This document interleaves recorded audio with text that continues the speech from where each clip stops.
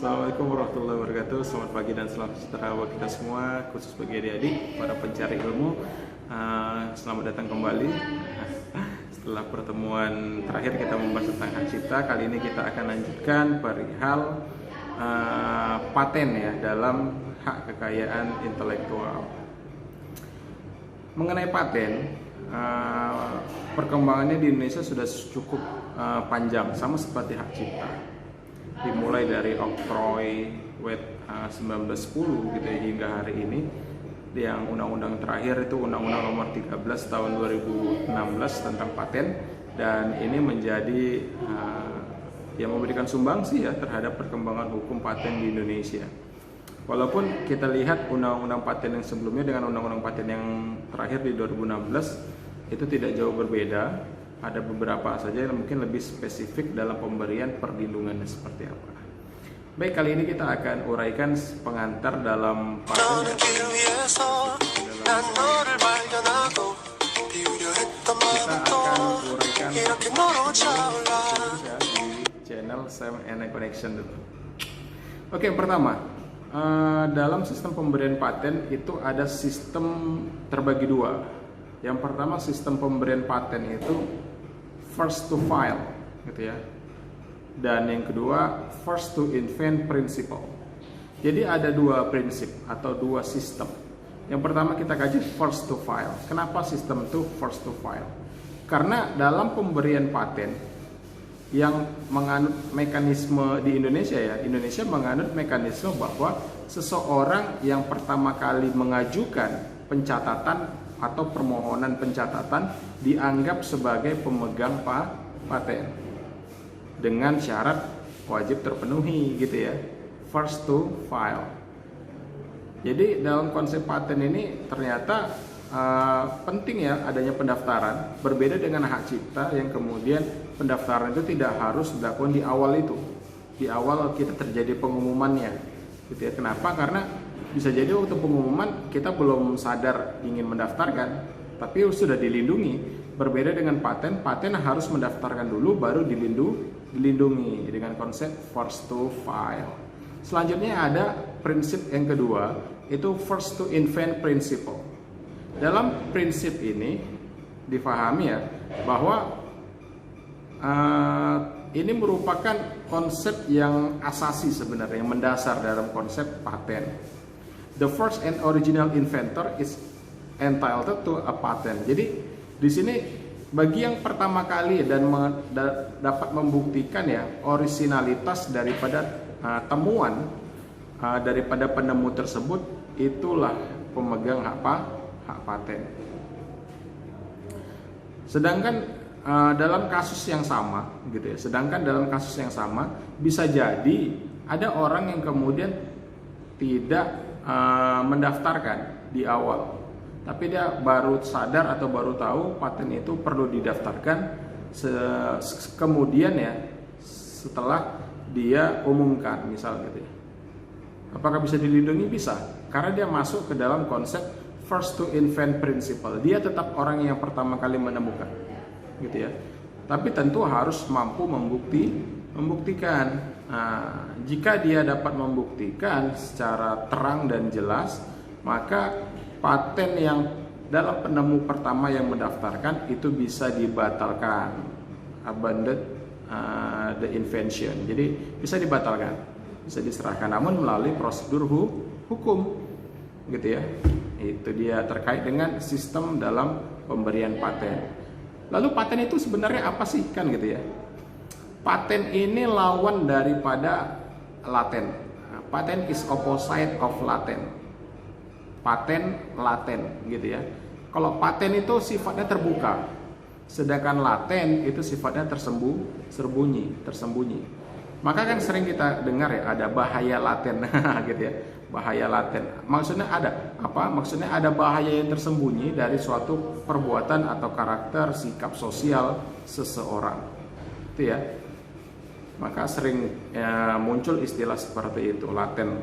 Maka paten itu apa Pak? Setelah kita katakan terbuka, paten itu adalah imbalan yang diberikan oleh negara kepada penemu atau inventor di bidang teknologi dan ilmu pengetahuan yang bersedia membuka informasi atas penemuannya itu.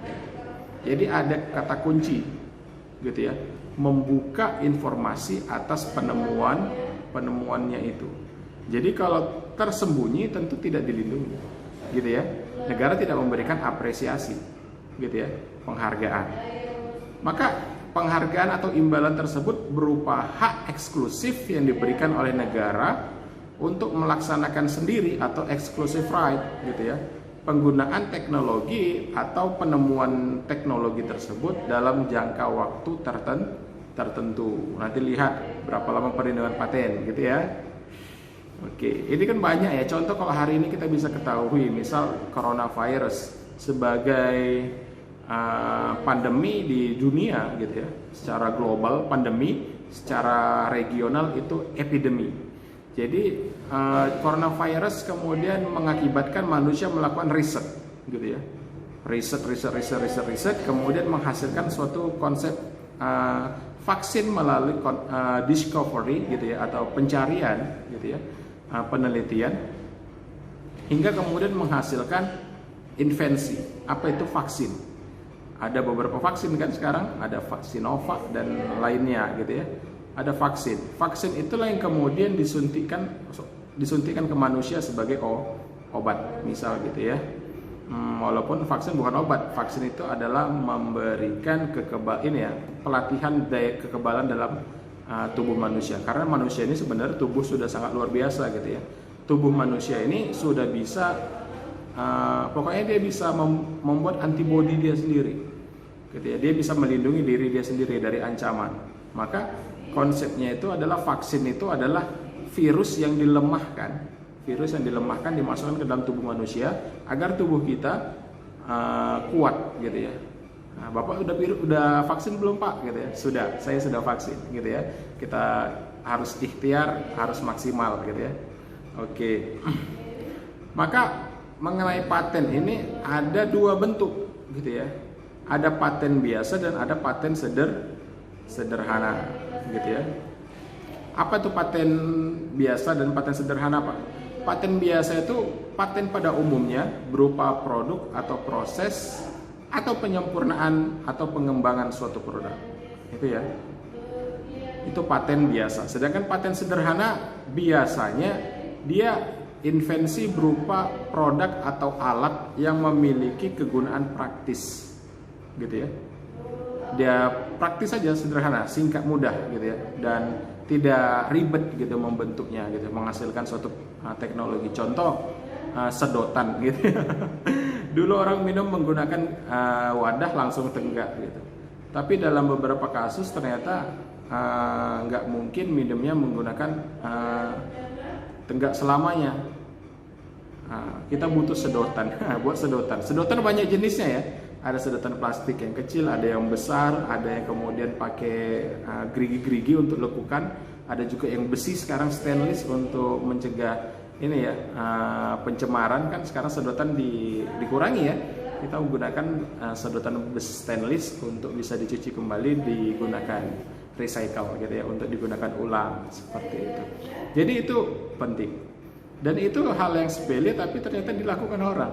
Itu ya, dan itu contoh invensi paten sederhana. Selanjutnya, perlindungan paten pada umumnya itu 20 tahun ke atas. Sedangkan paten sederhana itu 10 tahun. Kemudian waktu pengurusannya gitu ya. Kalau paten biasa itu biasanya memakan waktu cukup lama, sedangkan paten sederhana lebih ringkas. Dan biaya paten biasa lebih mahal dan paten sederhana lebih ringan. Gitu ya.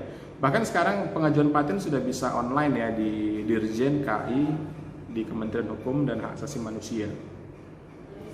Gitu ya.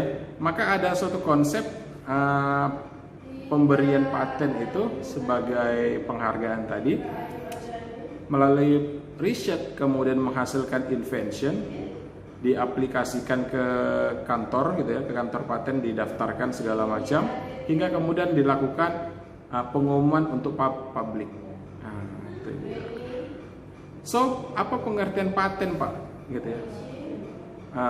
Menurut undang-undang, ya, menurut undang-undang.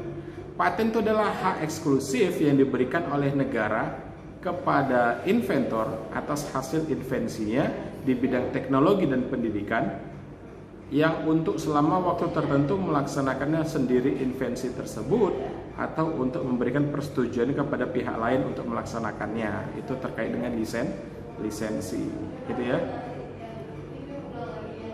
Kemudian objek daripada paten. Objek daripada paten itu invensi, hasil temuan, bukan discovery, bukan sekedar pencarian riset gitu ya. Tapi harus hasilnya. Apa hasilnya?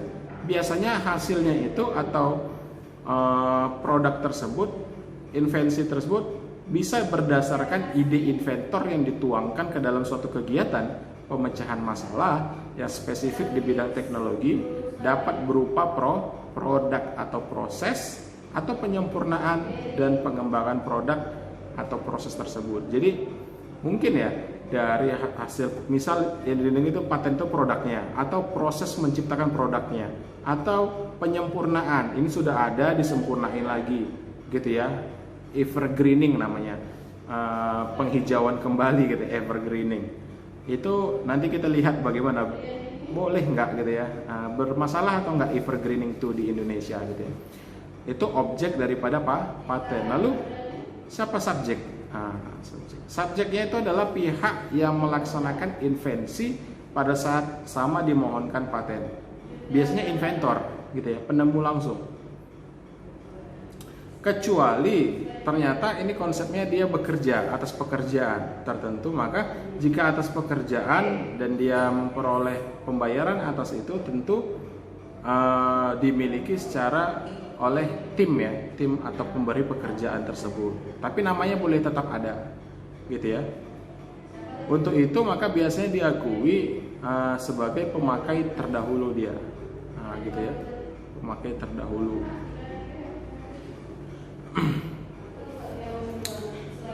Karena biasanya bisa jadi ya inventor tersebut atas hubungan kerja kan gitu, tidak sendiri gitu ya. Tim kan melakukan riset secara tim atas nama perusahaan atau badan hukum gitu ya, bisa saja. Maka untuk terkait dengan hal-hal subjek paten jelas itu bisa person, seseorang, dan juga boleh person gitu ya. Kemudian pemakai terdahulu ini adalah pihak yang melakukan invensi pada saat yang sama dimohonkan patennya. Jadi dimungkinkan ada pemakai terdahulu. Dia di sini memiliki hak untuk diberikan paten kecuali pelaksanaan dilakukan oleh penggunaan pengetahuan yang diperoleh dari uraian, gambaran, atau keterangan lainnya dari invensi yang dimohonkan paten. Maka untuk diakui sebagai pemakai terdahulu, ia harus mengajukan permohonan Dirjen KI dengan bukti-bukti yang cukup. Ini yang terkait dengan prinsip yang kedua tadi, bahwa jika ada dia mengakui bahwa dia first to invent gitu, dia pertama kali menemukan, namun belum mendaftarkan, dia bisa, tapi harus membuktikan dengan bukti yang cukup. Maka nanti dia akan memperoleh kesempatan untuk pemegang hak jika memang dinyatakan dia yang memiliki hak atas paten tersebut. Oke, sampai di sini dulu kita bahas mengenai paten. Nanti kita lanjutkan ada syarat-syarat paten dan hal lainnya. Demikian, stay tune terus di CMN Connection. Jika ada yang mau ditanya silakan jangan tuliskan di kolom komentar. Billahi taufiq wal hidayah. Assalamualaikum warahmatullahi wabarakatuh.